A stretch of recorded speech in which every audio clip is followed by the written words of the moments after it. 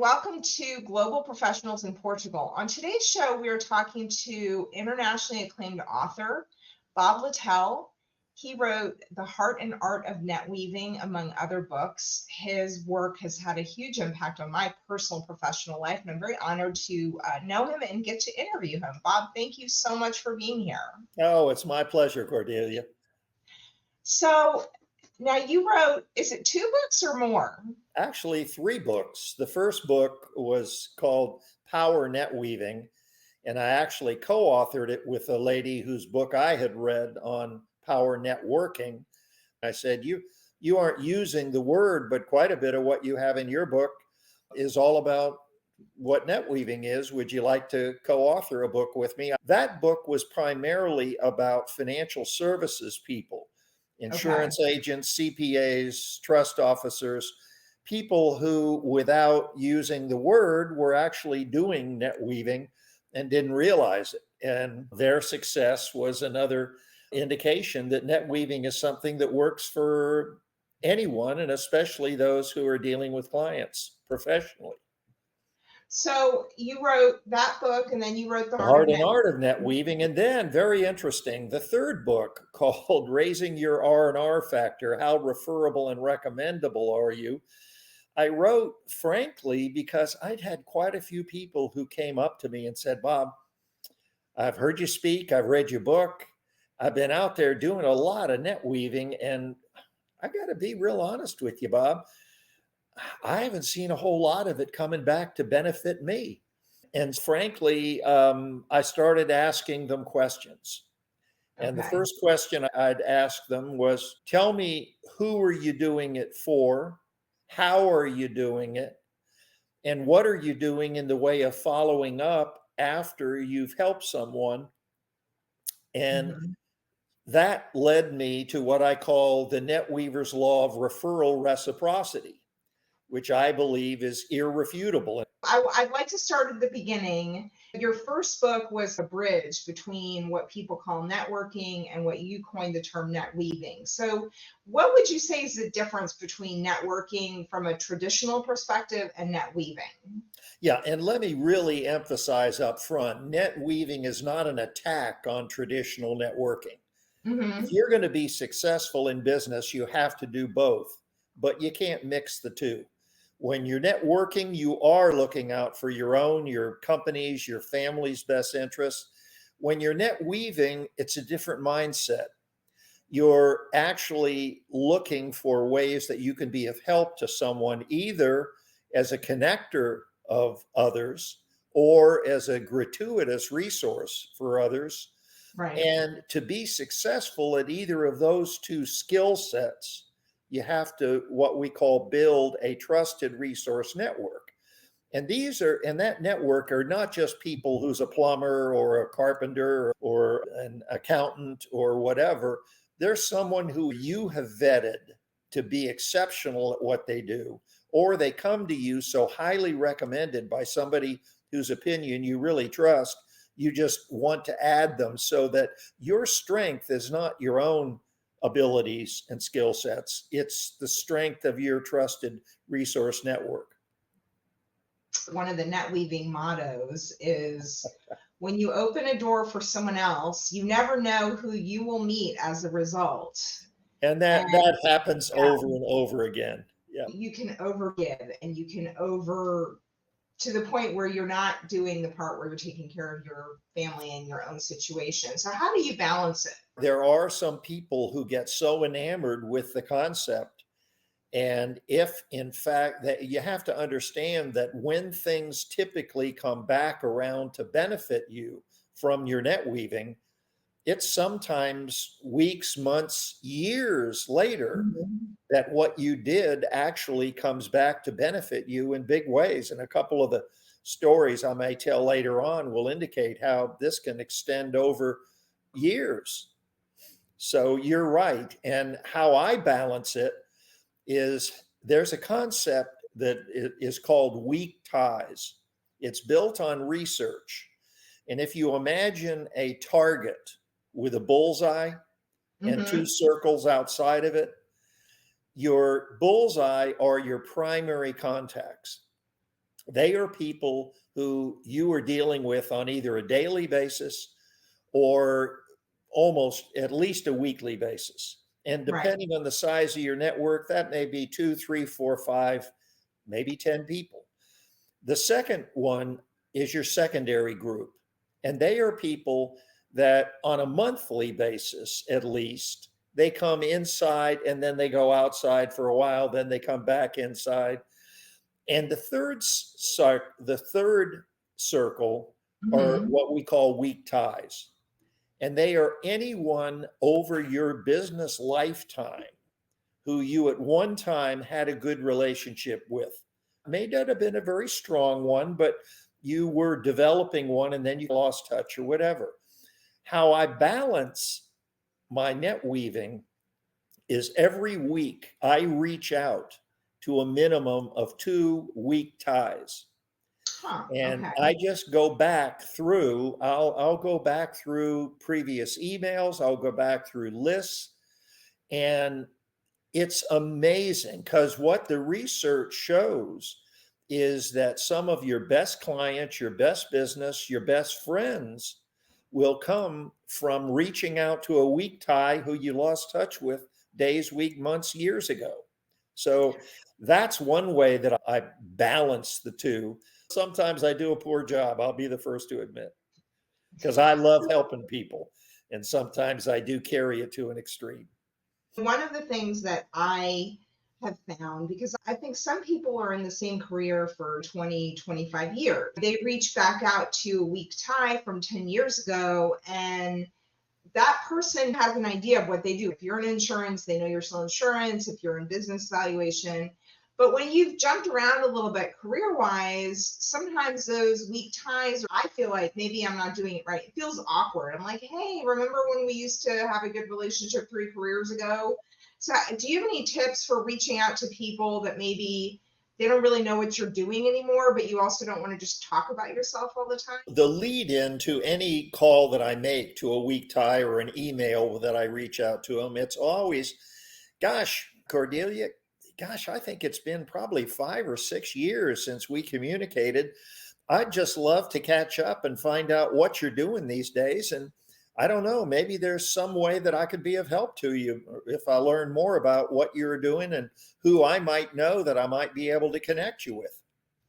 So I do think that, for me, I can say the intent is there to be of service and to connect with people, but I do sometimes not literally know what to write or say. Bob's give you really specific guidance on how to net weave, but still be strategic for your career and not just pour yourself into a cup with a hole in the bottom. If you move to another country or far away from where your original network is, what are some strategies for helping build a network in your new place with your new culture? This is fun. One of my recommendations to people, and this would especially be to someone in a brand new, coming in a brand new place, country, location, whatever, go to meetings, personally go to meetings. And it doesn't matter if the meeting has anything to do with what your own role or business is. One time I saw there was going to be a meeting in Buckhead on logistics. Now, I have absolutely nothing to do with that, with logistics, but Right. I went and I ended up meeting a fellow who is from DC, who is head of the logistics council there. And I told him about net weaving, and he said, gosh, we need more of that within our council. Would you be on our advisory board? And so I served for several years with the Atlanta Export Assistance Council. Uh, Okay. and that leads into something else. When you dedicate yourself to being not only good at the skill sets, but when you become an ambassador of the concept and you're not only practicing it, but you're spreading the word to others, then it elevates your own image in other people's eyes. Because let's face it, it's nothing more than the golden rule. And frankly, there's a site that gives every different culture and country's version of the golden rule. Interesting. Okay. It's just such a universal concept. I found that when I meet people and I try to listen for how I can connect them to other people, sometimes people are really surprised by it. They're like, what do you do? I'm like, I don't do any of those things, but let me help you with this person. And so I do think it can help, but I love how you took this idea and you really turned it into a way to meet people that helped your insurance business grow, right?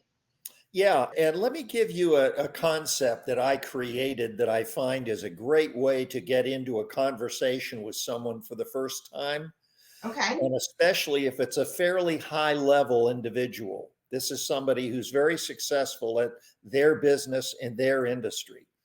And what I would do is I would start out and I say, Cordelia, I realize you're in the widget industry. And frankly, I don't know a whole lot about the widget industry, but I've read a little bit about it. And if you were to describe to me the two or three major challenges that the widget industry is facing today and the challenges that they're wrestling with, um, how would you describe them? And then after they answer that question there, I would say, interestingly enough, Cordelia, in your own company, are those the same challenges that you're facing? Or frankly, have you all, maybe you don't want to tell me any secrets or ways that you found to overcome those challenges? And then I'd let them talk about that for a while. And then I'd say, in your day to day role, are those also some of the same issues and problems that you're dealing with? Or are those not the ones that are of most concern to you on a daily basis? That's a concept that I created, and I Mhm. call it global, local, personal. I You love it. start out at the global level, the industry, and then local is the company or the region or the city or whatever. And then personal is your role on a daily basis. And you can have some fun with that because you get some great information too on industries and Mhm. what is happening in the world, and especially within your own world. I love that too, because a lot of times if you just ask people, how can I help you? The shield goes up. I'm Yeah, good. I don't need help. But the yeah. way that you do that, almost like a funnel, is it depersonalizes it so they can talk about it and build a little comfort level. And it also keeps it professional. You're not asking them to share their personal problems. That's a tip. I actually created Netweaving. Uh, Believe it or not, Uh-huh. I'm a closet introvert. You give me a choice between being in a big room at a big networking or convention event or sitting down by our pond out here with our dog. There's not even a comparison. Right. So, what I tell people is if you like the net weaving concept and you enjoy helping somebody, go into any large meeting with a totally different mindset. Go in with the idea that you want to find and have conversations with interesting and hopefully successful people. And all you want to do is to have those conversations. And as you're having multiple conversations with people, what almost invariably would happen to me, I'd have a conversation with someone, and then later I'd be having a conversation with someone else. And all of a sudden, I pick up a similarity between either what they're doing or what their focus is on. And I'll say, you know what? I just had a conversation with Joe Blow over here, and he had some interesting ideas about things they're doing. If you don't mind, assuming I see them again at dinner or across the room or Mhm. anything, I'd love to come over and introduce the two of you and see if you all would find something in common or would figure a way to help each other. When you're not naturally good at something, sometimes you have to study how to do it, and then you can develop a system. In my own family, my husband is also an introvert, and he's done so well with net weaving. Boy, Um, amen. And for me, I can go into a room and talk to people because I'm an extrovert. It's not hard for me, but I was either trying to do sales or I was just talking to people. And there's like kind of this strategic middle ground. And I never really understood that. You should spend more of your time focusing on creative ways that you could provide information and resources to others gratuitously as a way of building the relationship. Those kinds of persons, more introverted, more technical, more analytical, where they really get their primary satisfaction, I've found, is from being recognized and identified as a helpful, creative problem solver. Mm. And when they continue to do that on a regular basis, offering information, offering resources, what it does is it raises their self image, gives them more confidence. And I've had a number of people who have gone from very analytical to how they're just an incredible net weaver. And they've Mhm. done it by being a helpful, creative problem solver. It can help to feel more like you're being a resource and less like you're trying to push something on people. The other thing that I think you're really good at is the art of the introduction. And I feel like in our modern world, that's a little bit been lost. So, can you share about your process of introducing people? You're talking about me introducing other people, not introducing myself. Correct. If you're like, hey, Cordelia, there's somebody great that would really help you with your whatever, what would your next step be? Let me give you what I call the 5-step process that Okay. we go through. The first thing is, regardless of how many conversations you have, I recommend you limit it to 2 or 3 people who impressed you the most, or just that you liked and you felt this is somebody I'd love to be a friend with, love to get to know better. Send an email that night, note a couple of points that they made that impressed you, and you include that in the article, which shows that you listened. And it's just impressive that you actually put that down in writing as well. So then what do? You then follow up within a couple of days and say, gee, let's get together for a cup of coffee. Or now that Zoom is so easy to do, we could Mhm. have a virtual cup of coffee and just reacquaint ourselves. And at that one on one meeting is where you start asking questions, getting to know them more. GLP is a great way to do on that first meeting, getting to know more about their industry, their company, what their Mm. role is. And then in many cases, as you go through that questioning process, a name of someone who comes to mind. And then you would say, gee, gosh, Cordelia, there's somebody named Susan Cain, and she's an incredible author. And she writes on many of the same things that you write and talk about. Would you send me your bio and some information, more information on your company? I'm going to send that to Susan and ask her to send me her bio as well. And after I exchange both your bios, if the two of you would like, I would love to host a meeting. And now with Zoom, we can set up a meeting as easily as sending a text or an email. So would that be something that, once again, assuming you like what you saw in her bio, that you'd be willing to let me do? Thing that you do where you are part of that connection meeting, Yeah. that is gold. And most people don't do that anymore. They just connect to people and then toss the ball and then walk away. But that allows you to then deepen your relationship with both people as you're helping them connect with each other. I'm in the process. I found two very important people. One of them who literally ran 6 of Ted Turner's companies. The other one is with a major real estate development company. And I just got to know both of them, and they didn't know. So guess what? I'm hosting a barbecue in a couple of weeks for bringing the two of them together. And all I can tell you is I know some amazing things are going to come from it. The other thing that you do that I think is really interesting is you're not afraid to, frankly, rank people's success level. in terms of professionally. Sometimes I don't want to judge people, but you're like, no, these people are important, they're successful. Can you talk a little bit about that and how you do that? This is a good segue into this idea of why some people think they're net weaving and they're not successful at doing it.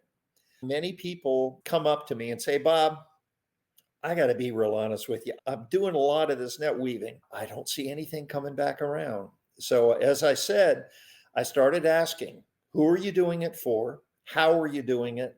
And are you following up afterwards? And what I found is that in many cases, people were not first asking, is this person more of a taker than a giver? Because when you net weave for a taker, and believe me, I've been fooled by some good ones, Right. they will take and take. They're missing the reciprocity gene. They just don't get it. What goes around comes around. And they're just totally self-focused. So you can net weave for a taker for your life and nothing will ever come back. The second one, how are you doing it?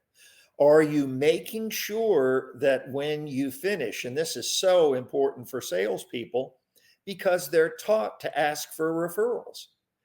And when you're net weaving, you are not, you never are supposed to ask. You help and you provide resources and you make connections and you have trust in the law of reciprocity. But remember, a referral to anyone is a risk on the part of the person taking it.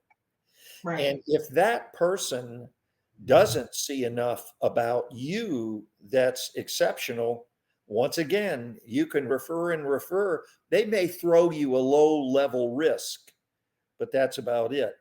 The Yeah. third one is, which is very interesting, it's a foible, a weakness of human nature. When someone makes a connection for us, and this is very true, the higher you go, the more this happens in power and prestige, the person that you're connecting them with. They take ownership of the new relationship. And as the saying goes, they forgot the lady that brought them to the dance. Okay. And so, what I find in many cases, people don't a week, 2 weeks, a month later, hey, Cordelia, whatever happened to that introduction that I made with you and Joe Jones? And in many cases, the response will be, oh, Bob, I can't believe that I didn't come back and tell you. Joe introduced me to Carol Johnson. And Carol Johnson has now become one of my top clients. I am so sorry. I need to find a way to repay you because that's so important. So the ones that people did not see enough, quality, creativity, exceptionalness, what I frankly have had to have some very heart-to-heart talks. And to me, it's partly because they don't come across to me that exceptional. Right. I just say, listen, if you want to really make this come back around to you, you are going to have to do some major soul searching on ways that you can be perceived differently. Maybe dress, maybe taking a speaking course, maybe a talk master. What is it? Toastmasters, I think, Toastmasters, right? Yeah. great program. But, and also there's some great programs on creativity, on ways to become and to perceive being more creative. And frankly, that's what is the first step you ought to take. So if you feel like your network is showing you that maybe you're not really a trusted resource for people, one way is you can improve your look. You can soul search. What are some other ways you can become more of a trusted resource? Goes to moving too, because you can move to a new place and nobody knows your reputation. So how can you build that up? This kind of jumps ahead to what I'm doing with the new website that I'm creating. Okay. And I'll never forget one time I'd read about somebody And I sent an email and didn't get a response. I called up, and the higher up you go, you're not going to reach the person. You're Right. going to reach You their get to the executive gatekeeper. administrator.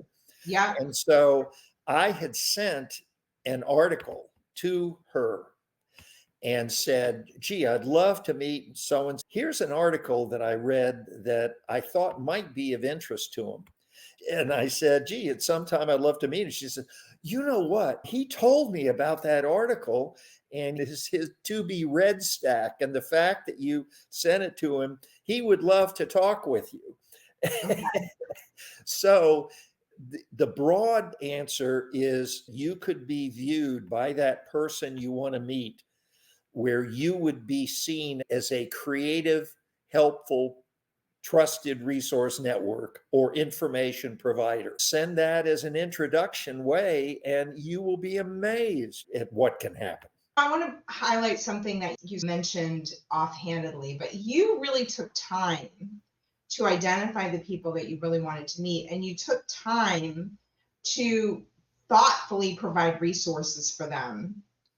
And I've had that happen to me. And then I've also had people contact me about stuff that I haven't been doing for 8 years. Especially now with social media, it's not hard to find out my current whatever. You're really talking about being interested enough to care about what they care about in a meaningful way. In your business, you were looking for people that had corporate influence so that I assume you could sell insurance policies to their businesses, right? Actually, no, my insurance background was I was marketing vice president at two insurance companies. Okay. And then when one of them got bought and moved, I opened a company called Second Opinion Insurance Services.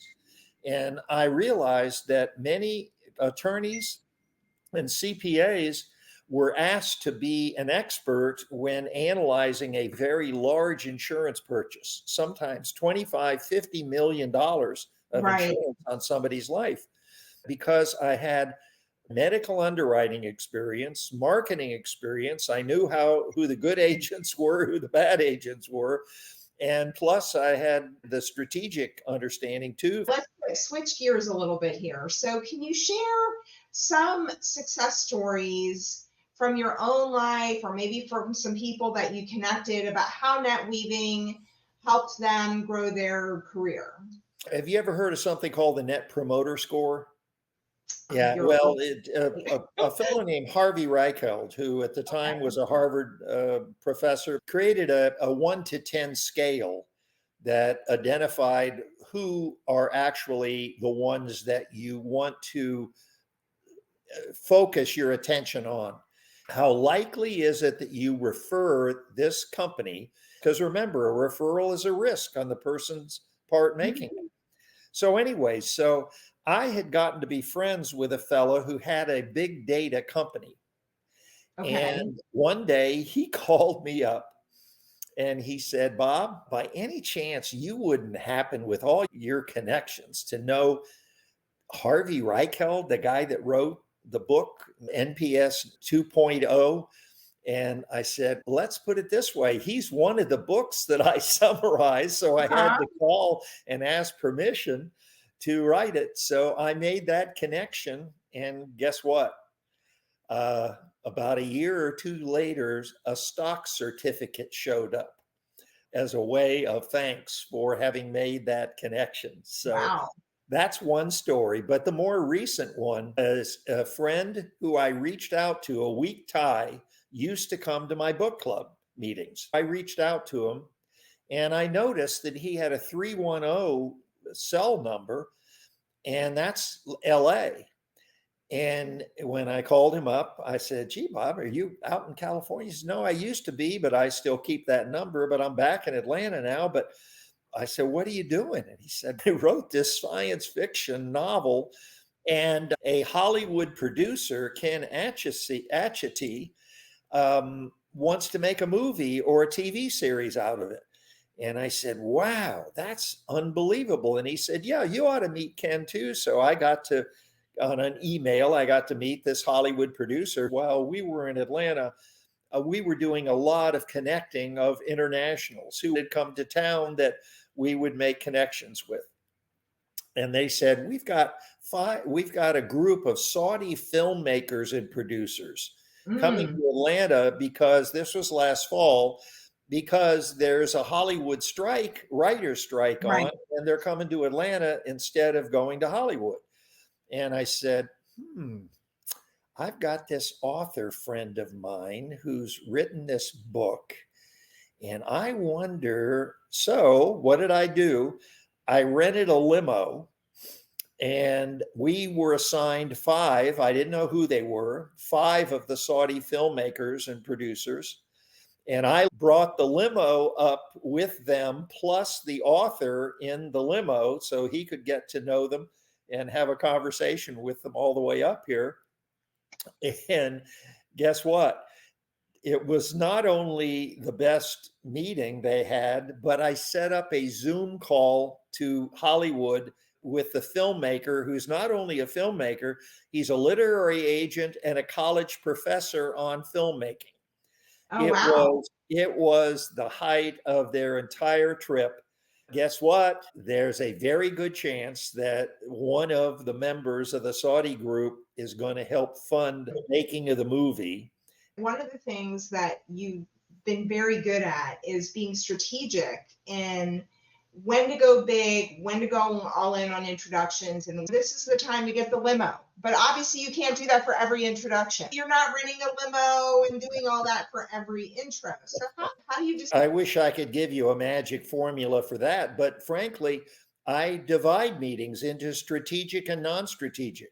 Strategic meetings are where I already have in mind how the two people can benefit meeting, two or more Okay. people can benefit meeting. Non-strategic is where they're just two really nice people that I'd like to be friends with.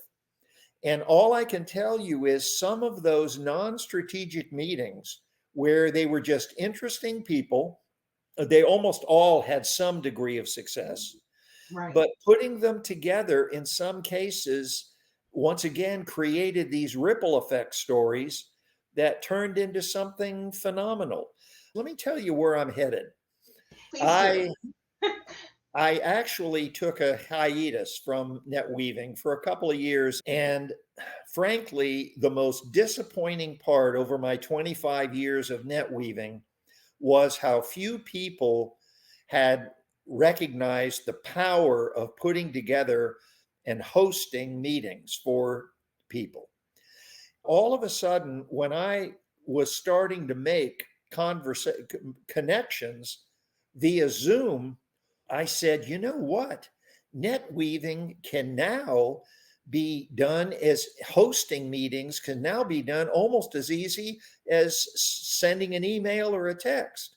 And Mm-hmm. so I wrote a two-part article in Sales and Marketing magazine on how net weaving is beginning to explode by virtue of this ability to be able to host these meetings, because they create the best possible way that your connection is going to come back around for things, whether it's referrals or just friendships or whatever, to come back around to benefit you. Mm. So the new website is Mm-hmm. called NetWeavers Inspire. And on the website, you will first go to the website and take the NetWeavers Aptitude Assessment Quiz, which will not only give you more information on net weaving, but it will help you determine where you stand as a net weaver.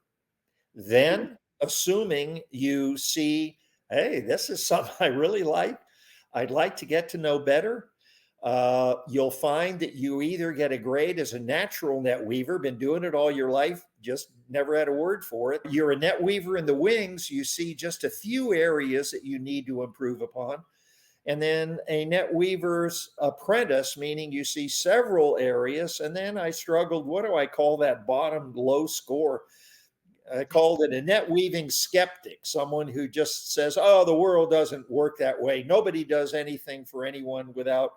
But I also find there's some people that score low that love the concept that really want to get better. And so you Right. take the quiz, and then the package will include a course on net weaving. And guess what? one of the first languages that we're translating the course into is Portuguese, called the Netweaver Diplomat course. And then a series of what I call ripple effect stories, like the two I told you. And what we hope to do is to inspire people to send me or to post stories of their own. We'll create a library of those. Then all of my 50 book summaries will be there, free downloads, as well as the 2 books free that'll be included in the package.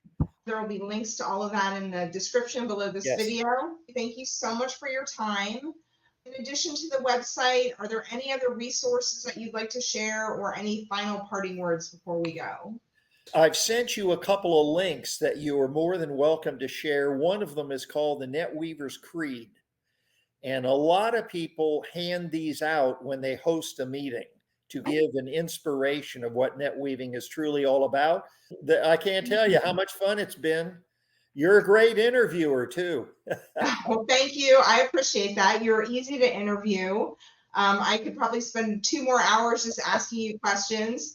Thank you so much for being on the show. And thank you, everybody who watched, for tuning in. And let's just keep netweaving. And you're welcome to email me at chiefnetweaver@gmail.com.